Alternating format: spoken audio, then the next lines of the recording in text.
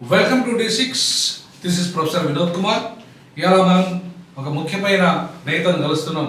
ముఖ్యంగా మా కమ్యూనిటీలో కాంగ్రెస్ పార్టీ నుండి ఒక మంచి కమిటెడ్ లీడర్, అట్లాగే ఆయన వాళ్ళ వర్గీకరణ విషయంలో మొదటి నుండి కూడా కాంగ్రెస్ పార్టీ నిర్ణయం తీసుకుంటుంది, శాస్త్రీయంగా చేయబోతున్నది, మాలామాదిగలకు ఎక్కడ అన్యాయం జరగదు అని చెప్పేసి మొదటి నుండి కూడా చెప్తూ ఇవాళ ఆ వర్గీకరణ కోసం తన వంతు కృషి చేసి కాంగ్రెస్లో ఉన్న అన్ని మాదిగ శక్తులందరినీ ఏకం చేసేసి వాళ్ళ వర్గీకరణ చట్టం రావడంలో తన వంతు పాత్ర పోషించిన మన బ్రదర్ మోహన్ గారు, HR మోహన్ గారు, కాంగ్రెస్ సీనియర్ లీడర్ మనతో ఉన్నారు. వాళ్ళతో మాట్లాడదాం. అసలు మీకు ఈ వర్గీకరణ వల్ల, ఈ చట్టం వల్ల మాదిగలకు న్యాయం జరిగిందని మీరు భావిస్తున్నారా? ముందుగా మీ ఛానల్కి మీకు జయభీములు, మీ వ్యూవర్స్కి కూడా జయభీములు. అయితే నేనేమంటున్నా, గడిచిన అందరికీ తెలంగాణ సమాజం తెలిసింది అంది 30 సంవత్సరాల పోరాటం సుదీర్ఘ అనుకుంటున్నారు, కానీ ఇది 30 సంవత్సరాలు కాదన్న, ఇది 50-60 ఏళ్ళుగా వచ్చినటువంటి పోరాటం. దాంట్లో కొద్దిమంది రికగ్నైజ్డ్ అయినారు, కొద్దిమంది రికగ్నైజ్డ్ అవ్వలేదు. దాంట్లో కృష్ణ మాదిగ గారు 30 ఏళ్ళ నుండి కొద్దిగా దీన్ని వైబ్రేట్ ఎలివేషన్ తీసుకురావచ్చు వాస్తవం. డైరెక్ట్ కులం పేరు పెట్టుకున్నాడు, అరుంధతి. ఎగ్జాక్ట్లీ, ఈయన డైరెక్ట్ కులం పేరు పెట్టి కొద్దిగా ఎలివేట్ అవ్వడానికి వాస్తవం, దాంట్లో అనుమానం లేదు. అయితే నేను కొన్ని విషయాలు మీ ఛానల్ ద్వారా తెలంగాణ మాదిగ సమాజానికి, మాల సమాజానికి, ఉన్నటువంటి దళిత సమాజానికి 2 పాయింట్లు వివరించాలనుకుంటున్నా. అదేమిటంటే మిత్రులారా, 2000 సంవత్సరంలో నారా చంద్రబాబు నాయుడు గారు కూడా ABCD వర్గీకరణకు అనుకూలంగా తను బిల్లు తీసుకురావడం జరిగింది.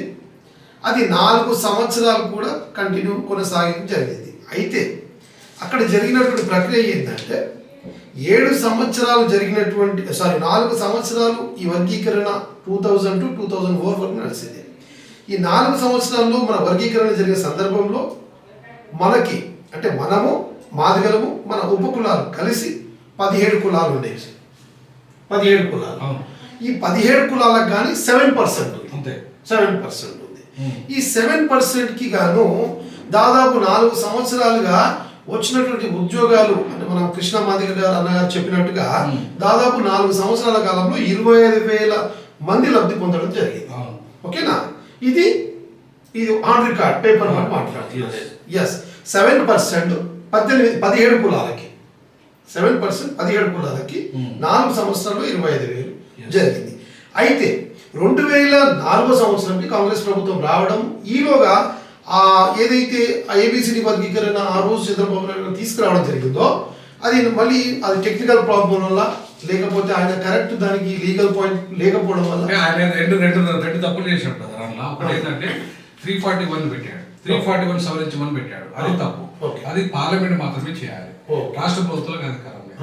రెండో తప్పు ఏం చేశాడు అంటే 338 ఆర్టికల్ ప్రకారం ఏంటంటే క్లాస్ 8 and 9 ప్రకారంగా జాతీయ SC కమిషన్ ఒక అనుమతి తీసుకోవాలి. ఒక పాలసీని ABCD గా, అంటే ఇప్పుడు మనోడు గ్రూప్ చేశాడు, ఇది ABCD కాదు, ఇది only classification, sub classification, categorisation. So ఆయన కేటగరైజేషన్ చేసే అధికారం లేదు. గ్రూప్ చేసుకోవచ్చు. నేను డిస్టర్బ్ చేస్తున్నాను. మరి అది తెలియదు, అది తెలుసు, తప్పు చేశాడు అంటున్నా. తెలిసి కావాలని మాలమాదిగలు కొట్లాడుకోవాలని ఆయన తప్పు చేసిండు. సరే, దాని తప్పు చేసి అయిపోయింది, సుప్రీం కోర్టు కొట్టేసింది. మళ్ళీ రివ్యూ పిటిషన్ వేసిన తర్వాత ఆయన వేసిండు రివ్యూ పిటిషన్ చంద్రబాబు. మళ్ళీ రివ్యూ పిటిషన్ మదకృష్ణ ఎందుకు రివ్యూ పిటిషన్ అప్పటి ఇప్పించాడు చంద్రబాబు? ఇది స్ట్రాటజీ, అది చెప్తున్నాం ఈ ఛానల్ ద్వారా. అంటే ఇదంతా బీన్ గేమ్. ఓకే, గేమ్ జరిగింది 4 years. నిజంగా అప్పుడు మట్టుకు చంద్రబాబు నాయుడు గారిని ప్రశ్నించలేకపోయాడు. మరి ఎందుకు ఈ మా జాతికి మోసం చేసిన వాళ్ళు? ఓకే, అయిపోయింది. తర్వాత కాలక్రమంలో అంటే మళ్ళీ రిపీట్ చేస్తున్నా, మాదిగ ప్లస్ ఉపకులాలు కలిసి 17కి 7%, ఓన్లీ 7% అయిపోయింది. తర్వాత కాలక్రమంలో రాజశేఖర్ రెడ్డి గారు రావడం, తాను కూడా ప్రభుత్వంలో ఉండి అసెంబ్లీలో దాన్ని బిల్ మోషన్ పెట్టేసి దానికి దీన్ని ఏమంటారు, ఒక కమిటీ వేసినారు. అది ఏం కమిటీ అన్న, జస్టిస్ ఉషా మెహ్రా కమిటీ చేసినారు. ఉషా మెహ్రా కమిటీ వాళ్ళు కూడా దీని ఆధారంగానే, ఈ 4 సంవత్సరాల రిపోర్ట్ ఆధారంగానే వాళ్ళు ఉషా మెహ్రా కమిటీ వాళ్ళు రిపోర్ట్ ఇవ్వడం జరిగింది. అంత అండర్ ప్రాసెస్. ఓకే, అందరికీ తెలిసిన విషయాలు. అండ్ దెన్ ఇది కోర్టులో నడుస్తుంది. 5 మంది ధర్మాసనం రావడం, కొట్టేయడం, తర్వాత సుప్రీంకోర్టుకి వెళ్ళడం, 7 మంది ధర్మాసనం ఉండడం, సరే ఇవన్నీ ఆన్ ద ప్రాసెస్ అయిపోయింది. మొన్న కృష్ణ మాదిగన్న గారు ఒక మాట అన్నారు. ఏమన్నారు? 1,00,000 డబ్బులు వేలగా వంతులు. యాస్ ఫైన్ గుడ్, మనం హక్కు అడగడం తప్పులేదండి, ఖచ్చితంగా అడగడం తప్పులేదు. వేరస్ ఆగస్టు 1న సుప్రీంకోర్టులో తీర్పు వచ్చింది. ఏమని వచ్చింది? జనాభా ప్రాతిపాదిక మీద రాష్ట్రాల పూర్తి హక్కు కల్పిస్తూ జనాభా ప్రాతిపాదిక మీద మీరు దీన్ని చెయ్యండి అని వాళ్ళు జడ్జిమెంట్ ఇవ్వడం జరిగింది. అది యావత్ భారతదేశంకు తెలిసిన విషయం. తెలిసిన గంటన్నరలోపే మా ముఖ్యమంత్రి రేవంత్ రెడ్డి గారు గౌరవనీయులు గంటన్నర లోపల ఇనిషియేట్ తీసుకుంది. అప్పుడు అసెంబ్లీ కూడా నడుస్తుంది. అసెంబ్లీ నడుస్తుంది. సార్ మీరు డెడికేషన్ చూడండి, కమిట్మెంట్ చూడండి. ఎవరిని అడగలేదు. అందులో మా దగ్గర మాలా మినిస్టర్స్ ఉన్నారు, డిప్యూటీ సీఎం ఉన్నారు. అయినా ఎవరిని ఏదన్నా కానీ అంటే మాదిగ జాతి పట్ల ఉన్నటువంటి కమిట్మెంట్ ముఖ్యమంత్రి కమిట్మెంట్.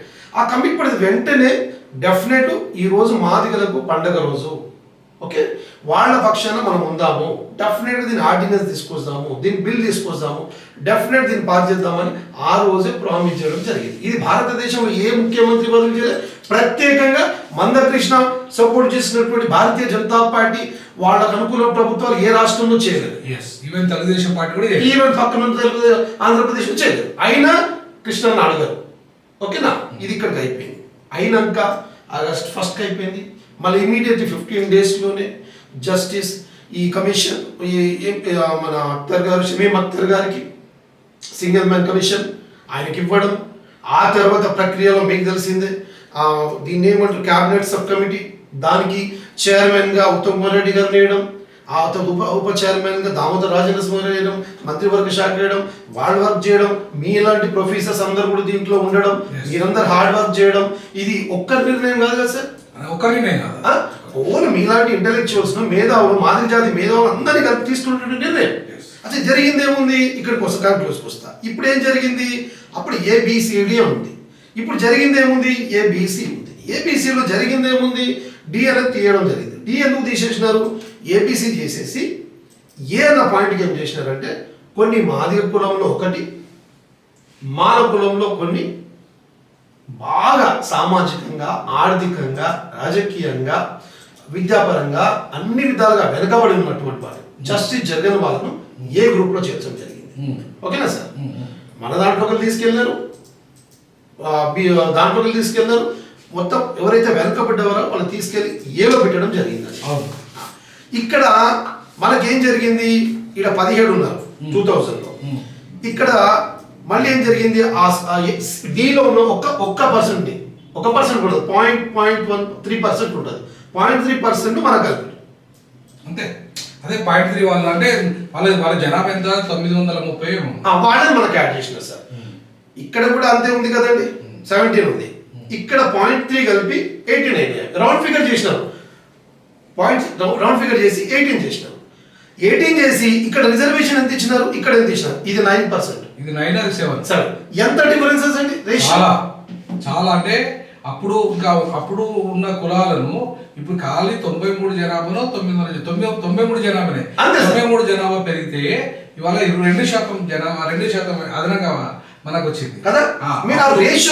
అప్పుడు 7 వస్తే 25,000 వచ్చింది అని నువ్వే చెప్పి, మరి 9 వస్తే ఇప్పుడు ఇంకా ఎక్కువ రావాలి కదా, మనకు లాభము లబ్ధి ఎక్కువ వస్తుంది కదా.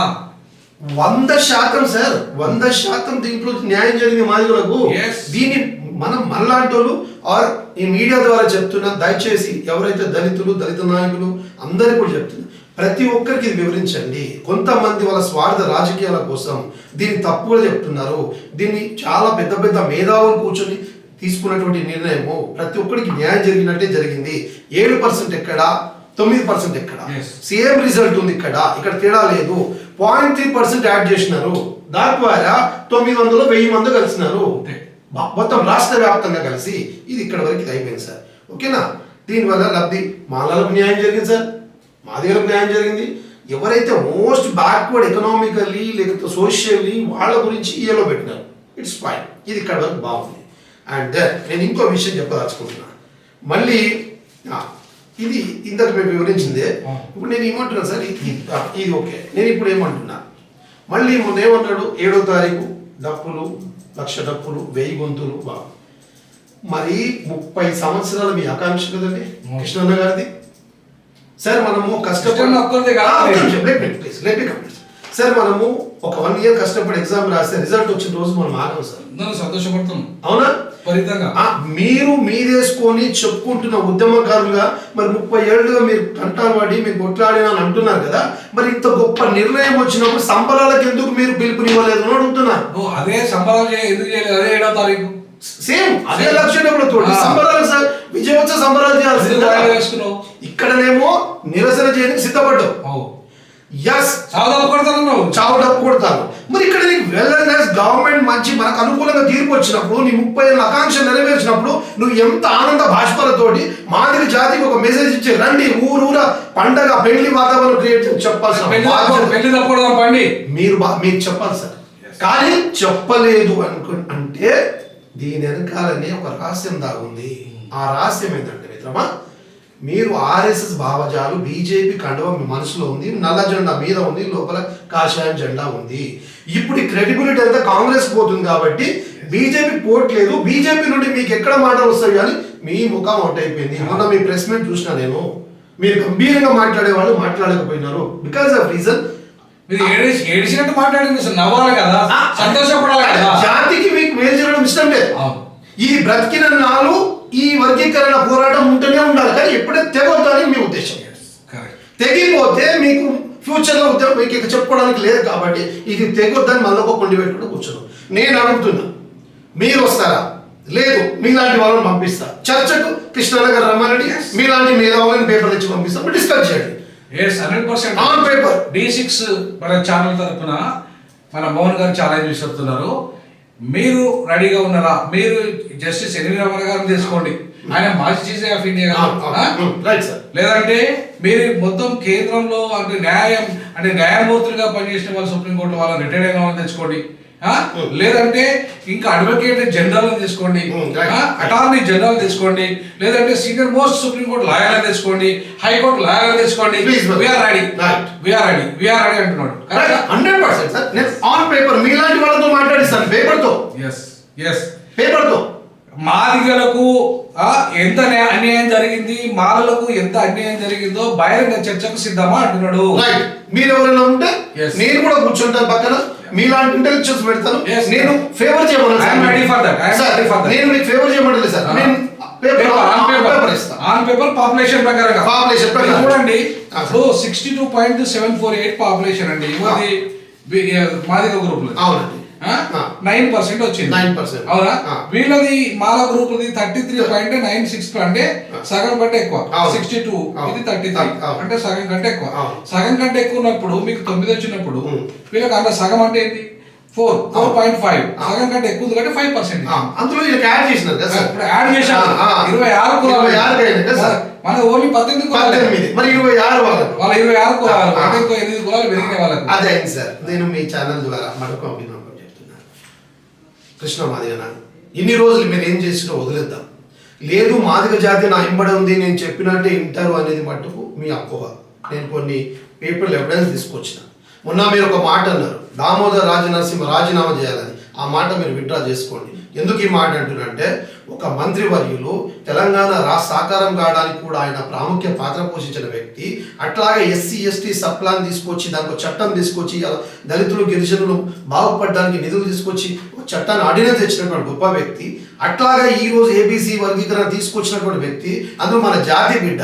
మీరు ఆయన అప్రిషియేట్ చేయాలి తప్ప. చిన్న ఉదాహరణ ఇస్తా. తెలంగాణ ఉద్యమం కేసీఆర్ 2001 తీసుకొచ్చారు, ఉద్యమం స్టార్ట్ చేసినారు. 2013 14లో తెలంగాణ వచ్చిన సమయంలో కేసీఆర్ కుటుంబం వెళ్ళి మన ప్రియాంక సోనియా గాంధీ కుటుంబం పోయి కాలు. ఎందుకు? ఆయన ఆశ కళ నెరవేర్చినందుకు ఆయన కృతజ్ఞతలు చెల్లించు. కానీ మీకు ఆ కృతజ్ఞత భావం లేదు అంటే మీలో జాతి పట్ల ఎట్లా విషయం జరుగుతుందో ప్రజలు అర్థం చేసుకోగలరు. మీరు ముఖ్యంగా ప్రత్యేకంగా దళిత జాతి ముద్దు బిడ్డ మన దామోదర్ రాజనరసింహ గారిని ఆయనను అవమానపరిస్తే మీరు జాతిని అవమానపరిచినట్టు. ఆయనను అవమానపరిస్తే మీరు జాతిని అవమానపరిచినట్టు. దయచేసి మీరు జాతి పేరు చెప్పి చెట్టు పేరు చెప్పి కాయలు అమ్ముకున్నట్టుగా ఇన్ని రోజులు మీరు వ్యవహార శైలి ఉంది, మీకు గౌరవిస్తాం ఉద్యమకారులుగా. కానీ కానీ జాతుని నాయకుడిని ఇలా మాదిగ జాతి చెప్పుకోదగ్గ నాయకుడు ఎవరండి? ఒక్క నాయకుడు చూపించండి. కాంగ్రెస్లో మనకు పెద్ద దిక్కు అంటే దామోదర రాజనరసింహుడు.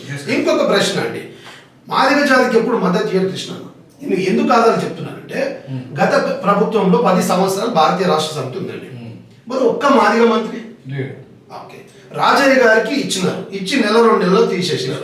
మరి ఎందుకు తీసినారు అని ఎందుకు ఉద్యమించలే మీరు? ఒక ఎంఆర్పిఎస్ నాయకులుగా ఉండి అంటే జాతి బిడ్డ కదా రాజయ్య గారు?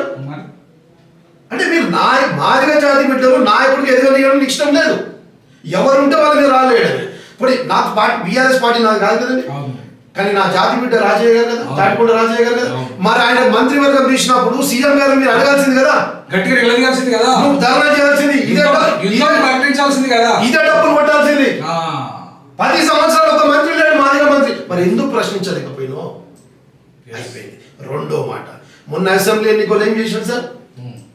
మొత్తం తెలంగాణ రాష్ట్రం మొత్తంలో బీజేపీ పార్టీకి ఓటేయండి అని చెప్పిండు, కండవా కప్పుకొని ప్రతి ఎమ్మెల్యేలో తిరిగాడు, రిజర్వేషన్ సీట్లలో అన్ని తిరిగాడు. అంటే మీరు ఎన్ని రోజులు ఒక ఓన్ చేసుకున్నారు ఏంటి, ఒక క్రైటీరియా ఏం క్రియేట్ చేసినారు? నేను ఎక్కడుంటే మాదిగ జాతి అక్కడ ఉంది అని చెప్పినారు. అవును, నేను కొన్ని లెక్కలు తెచ్చాను సార్. ఇగో ఇది నేను ఫస్ట్ చెప్తాను మీకు. ఒకటి, దామన్నను అవమానపరిచినావు కదా, ఆయన విషయమే మాట్లాడతాను.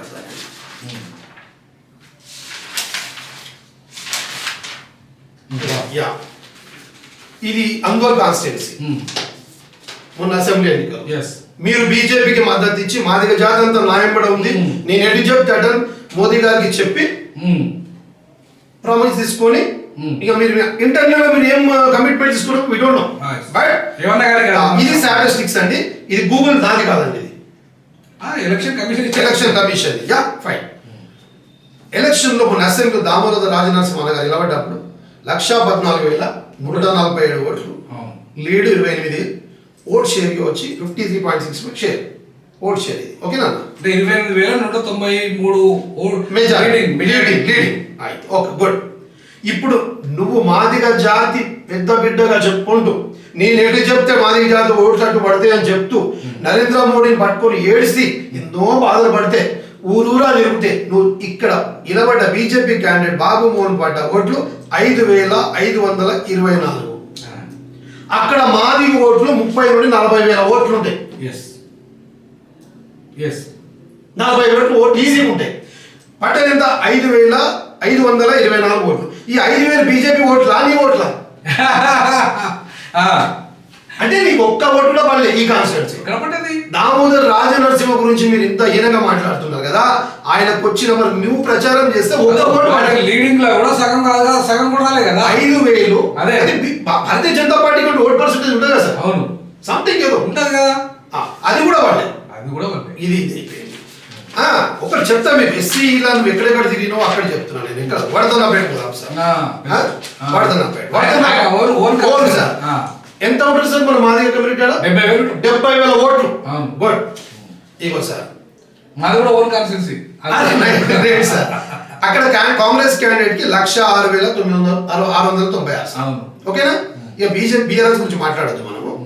బీజేపీ క్యాండిడేట్ చూడు సార్, కొండేటి శ్రీధర్ సార్ 12,275. 70,000 ఎక్కడ? 70,000 మాదిగులు ఉన్నాం మన కాన్స్టిట్యున్సీ. 12,000 అంటే ఈ 12,000 మొత్తం బీజేపీ లేవా సార్? అదర్ క్యాస్ట్, బ్రాహ్మణ్స్, వైశ్యులు ఉంటారు కదా, వాళ్ళే వాళ్ళే కదా. ఏమంటున్నాయి సార్, మనువాదం ఓట్లు మనువాదం పడతాయి, సెక్యులరిజం పార్టీ ఓట్లు కాంగ్రెస్ పడతాయి. నువ్వు ఎంత చేసినా మాదిగోడు ఎట్టి పరిస్థితుల్లో కాంగ్రెస్ కి విడే ప్రసక్తే లేదు. ఎందుకంటే సిద్ధాంతపరంగా భారతీయ జనతా పార్టీకి డెడ్ అగేన్స్ట్ ఉంటుంది మాదిగ జాతి. కరెక్ట్. ఓకే, ఇది ఒక కాన్స్టిట్యూన్సీ సార్. ఇంకో ఎగ్జాంపుల్, చిన్న ఎగ్జాంపుల్ ఇస్తా సార్ నేను. ఇది అయితే భయం సార్, స్టేషన్ కాదు. ఈయన కూడా మనం మాదిగోడు డామినేషన్ సార్. ఈయన కూడా ప్రచారం చేసాం. ఈయన కూడా ఈయన విజయరామరావు, గుండె విజయరామరావు, మాజీ మంత్రి. ఆయనకు వచ్చిన ఓట్లు చూడు 4,984. మరి ప్రచారం ఏమైంది? మాదిగోళ్ళు ఎంపడి ఉన్నారు కదా, ఏమైంది మరి? ఒక్క ఎందుకు కలవాలి? డిపాజిట్ కూడా తెలుసుడు కాదు సార్, వాళ్ళ పాపం బాధపడుతున్నారు. ఈ వచ్చిపోయినేమో 4,000 అంటే ఏంటి సార్? కాంగ్రెస్ మరి దారుణం. ఇండిపెండెంట్ క్యాండిడేట్ కూడా ఎక్కువ వచ్చినాయండి. మరి ప్రచారం విడమని చేసింది సరే, ఇది పక్కన పెడదాం సార్. పార్లమెంట్ ఎన్నికలు ఏం చేసినాం? ఒక్క మాదిగ బిడ్డనన్న డిపాజిట్లు వచ్చిందా? అంటే నేను ఎందుకు ఈ మాట చెప్తున్నా, మిమ్మల్ని తక్కువ చేసి మాట్లాడతలేదు మిత్రమా. మీరు చెప్తే మాదిగా వాళ్ళకి టర్న్ అయ్యే పరిస్థితులు లేరు. ఇప్పటికైనా మీ స్టాండ్ మార్చుకోండి. మీరు పార్టీలకు అతీతిగా ఉండండి. మీకు ఏ పార్టీకి సంబంధం లేకుండా మాదిగ జాతి ఔన్నత్యం గురించి, మాదిగ జాతి ప్రయోజనం గురించి ఫైట్ చేయండి. డెఫినెట్గా మేమందరం కూడా మీకు సపోర్ట్. అంతేగాని కాంగ్రెస్ మీద పడుతూ ఇంటర్నల్గా బీజేపీకి సపోర్ట్ చేస్తూ, బీజేపీకి రానున్న ఎన్నికల్లో ఇక్కడ ప్రభుత్వాన్ని వాళ్ళ కిషన్ రెడ్డితో బండి ఎంపీ బండి సంజయ్ తోటి ఈ ములాఖాతులు చేసుకుంటూ మాదిగ పల్లెల్లోకి మనువాదాన్ని తీసుకురాకండి మిత్రమా. ఇవాళ మత స్వేచ్ఛను ఇవాళ ఒక క్రైస్తవుడు పోయింది, ఇవాళ మంద ఏలియన్న మందకృష్ణన్న అలియాస్ మందకృష్ణన్న ఇవాళ మతం గురించి చెప్పుకుంటే, బైబుల్ పట్టుకుంటే, చర్చికి పోతే అందరికీ మత స్వేచ్ఛ ఉండదు. మందకృష్ణన్న అందరికీ ఉంటది, ఒక్క దళితులకే ఎందుకు స్వేచ్ఛ లేదన్న ఈ దేశంలో? అది కూడా బీజేపీ మేము వాళ్ళకి మత స్వేచ్ఛ ఇయ్యము, వాళ్ళకి రిజర్వేషన్ ఇయ్యమని చెప్పేసి ఇవాళ కరాఖండిగా సుప్రీంకోర్టుకు తెలియజేసింది రిటర్న్ గా. ఆయనకు మద్దతు చేస్తూ అట్లాంటి దుర్మార్గమైన పార్టీకి, అట్లాంటి దుర్మార్గునికి, దళిత వ్యతిరేకి, మనువాదికి ఇవాళ మనం ఎట్లా సపోర్ట్ చేస్తామన్నా? Exactly right. మీలాంటి ఇంటెలెక్చువల్స్ ముందుకు రావాలి వినోద్ భాయ్. రిక్వెస్టింగ్ మీకు, ఎందుకంటే రాజ్యాంగం కనుమరుగయ్యే పరిస్థితికి వచ్చేసింది. వాళ్ళు ఆల్రెడీ మనని ప్రైవేటీకరణ తీసుకొచ్చి గవర్నమెంట్ సెక్టర్స్ అన్ని అమ్మేసి ఇక డ్యూటీలు లేవు, మర్చిపోండి, ఎంప్లాయ్మెంట్ లేదు, అన్ని ప్రైవేటీకరణ. సీ పోర్ట్లు, ఎయిర్పోర్ట్లు, రైల్వేలు, బ్యాంకులు, గ్రౌండ్లు, రోడ్లు ఏవి మిగిలలే. ఏ కమిషన్ లేకుండా ఈడబ్ల్యూఎస్ రిజర్వేషన్ ఇచ్చారండి వాళ్ళకి 10%. వాళ్ళు 3% కూడా లేరు, అడిగినోడు లేడు. తర్వాత ఇంకొకటి వాళ్ళకేమో వాళ్ళు క్రైస్తవ మతం తీసుకుంటే ఈడబ్ల్యూఎస్ వర్తిస్తుంది, బీసీ వాడు క్రైస్తవ మతం తీసుకుంటే వాళ్ళకి బీసీ రిజర్వేషన్ వస్తుంది, ఎస్టీ వాడు చివరికి క్రైస్తవ మతం తీసుకుంటే వారికి వస్తుంది. ఒక్క నీ దళితుడు క్రైస్తవ మతం తీసుకుంటే, ఇస్లాం తీసుకుంటే వాడికి వస్తలేవు. మరి నీ నరేంద్ర మోడీ నేను ఇయ్యంపో అన్నాడు, సుప్రీంకోర్టు చెప్పేసిండు. మరి గవర్నమెంట్ ఎట్లా సపోర్ట్ చేస్తావన్నా నువ్వు? మన జాతికి అన్యాయం చేస్తున్నా. మార్పు రావాలా.